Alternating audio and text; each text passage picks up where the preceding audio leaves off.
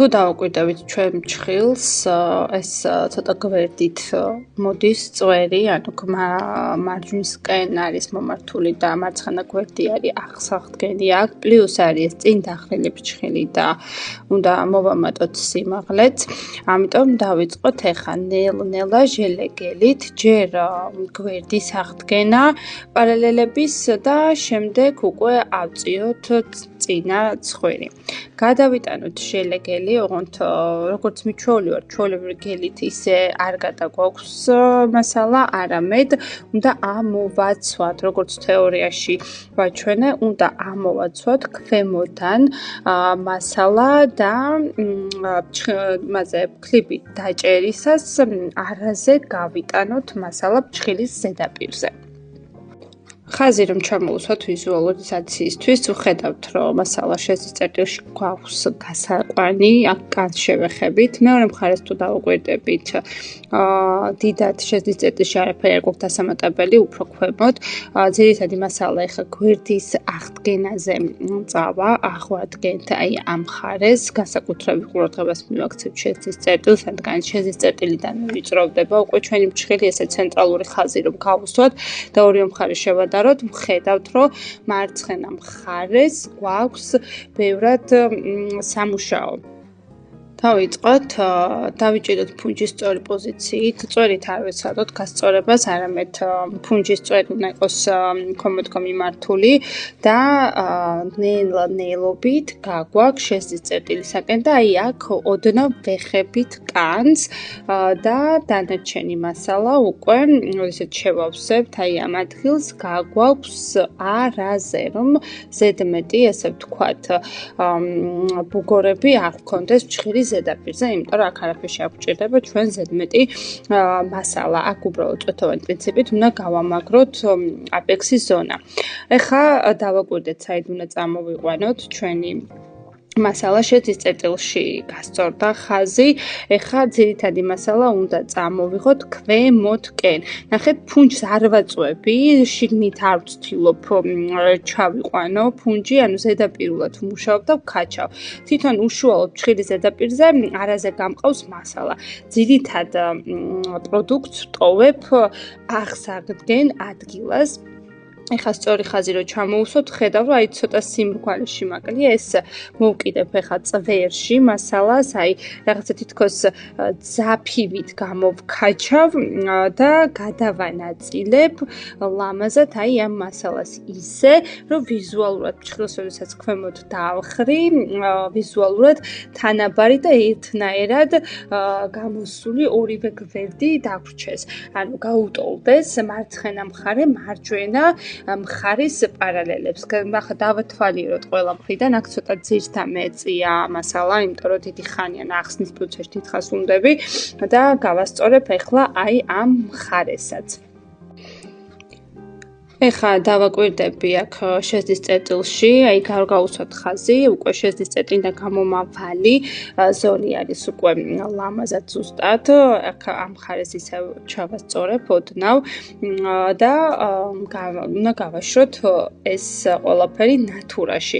გაშრობის შემდეგ უკვე შეგვიძლია დავამატოთ ზემოდან მასალა. დავაკვირდეთ ახლა უკვე ეს გავაშრეთ, დავაკვირდეთ მეორე მხარეს, ვხედავთ რომ შეზის წერტილიდან აქ გამოდის ლამაზად ზოლი, აი ამ ადგილზე ოდნავ შეიძლება მივამატოთ მასალა. ამისათვის ახლა მე ხელს მოვატრიალებ და ძალიან ცოტა, თუ ხედავთ ფუნჯზე, ახლა ძალიან ცოტა მასალა მაქვს, რადგან ზუსტად იმდენი დავამატო ფრჩხილს, ამდენიც საჭირო, ანუ ზედმეტს არ ვდებ. ეს არის მასალის ეკონომიაც და ენერგიის ეკონომიაც, იმიტომ რომ ზედმეტი დაქლება, ზედმეტი ფუნჯის მოძრაობა აღარ დაგჭირდება და თავისთავად მასალის ხარჯიც ნაკლები გვექნება. ეხლა ამასაც გავაშრობთ, შევამოწმებთ, ეხლა გვერდს რამდენად სწორად და ლამაზად გამოდის, აუცილებლად შეზის წერტილებიც უნდა შევამოწმოთ, ხო არაფერი არსად არ არის ისეთი, რომ ვთქვათ გვაკლდეს მასალა, გავაშროთ და შემდეგ დავამატებთ უკვე წინა მხარეს. აი აქ ვხედავთ, რომ შეძწეტინა გამომავალი ხაზი არის ლამაზად, არსად არ არის შეღრმავება და შეგვიძლია თავისუფლად გავუშვათ ნათურაში. გაშრეთ ჩვენი ფრჩხილი და ეხლა გადავინაცვლოთ უკვე წინ დახრილობის მხარეს. დავადოთ ესე ჩვენი სამუშაო ფუნჯი და დავაკვირდეთ რა მანძილი გვაქვს შესავსები. ხშირად გოგოები შეცდომას უშვებენ და ცოტა აწეულ მდგომარეობაში ადებენ ხოლმე ფუნჯს და ასეთ შემთხვევაში ძალიან დიდი მონაკვეთი და სივრცე ჩანს მასალის დასამატებელი. თუმცა თუ კი სწორად დავდებთ ამ ფუნჯს, რეალურად სწორად თუ დავდებთ, ხედავთ რომ არც თუ ისე ბევრი გვაქვს სამუშაო დასამატებელი ჩვენ ეს საშენი მასალა, ბევრად ნაკლები ვიდრე წეხან ჩანდა. ავიღოთ ახლა პროდუქტი და თავისუფალ კიდეზე გადავიტანოთ, გავიხსენოთ თეორიული ნაწილი, როგორ ვათავსებთ აღნიშნულ ტიპის ფრჩხილზე მასალას, ვაკეთებთ ესეთ ჩამოსმით მოძრაობას და პროდუქტს, ესე ვთქვათ, ჩამოვაცმევთ თავისუფალ კიდეს.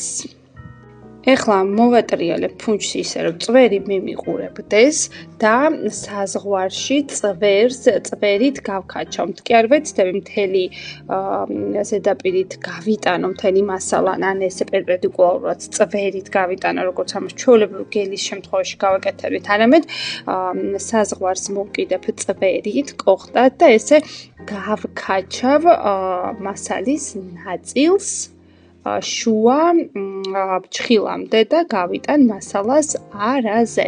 ესე ფრთხილად, კოხტად, ნელა არსად არ გვეჩქარება. ვეცადოთ, რომ ფუნჯი მასალაში შიგნით არ, ასე ვთქვათ, არ შეგვივარდეს, არამედ ზედაპირულად ვიმუშაოთ, რომ ჩვენი მთავარი ამოცანა წინა მდებარე თავისუფალი კიდის წინ დახრილი კიდის აწევა მოვახდინოთ სწორად. როგორც ხედავთ, თვითონ ფრჩხილის ზედაპირზე მასალა არ არის და ესე სწორი და ლამაზი ხაზი არის ზედა პარალელზე. ხედავთ, რომ ოდნავ ჩაღრმავება გვაქვს, ეს ასეთი ადგილები ყოველთვის შეამოწმეთ ხოლმე და გაასწორეთ, იმიტომ რომ დასაკლებად მე ეს ძალიან ცუდია ხოლმე და ზოგადად ნებისმიერი ეტაპი უნდა შევასრულოთ იდეალურად, ლამაზად, რომ ყოველი მომდევნო ეტაპი იყოს უფრო მარტივად შესასრულებელი. აქაც ახლა ეს მასალა გამაგ და ფრჩხილის ზედაპირზე უკვე უშუალოდ სადაც ნატურალური ფრჩხილია გაგვაქვს არაზე. ეს წინა მდებარე მხარე, ესეთი მოწყვეტითი მოძრაობები არ გააკეთოთ, არამედ ესე პატარ-პატარა ნაბიჯებით აქაჩეთ მასალა 45 გრადუსიანი დახრის კუთხე გვაქვს ფუნჯის, ავქაჩოთ ეს რომ ყველაზე მაღალი წერტილი შეიქმნას და შევინარჩუნოთ ესე ჩვენი სიგრძე.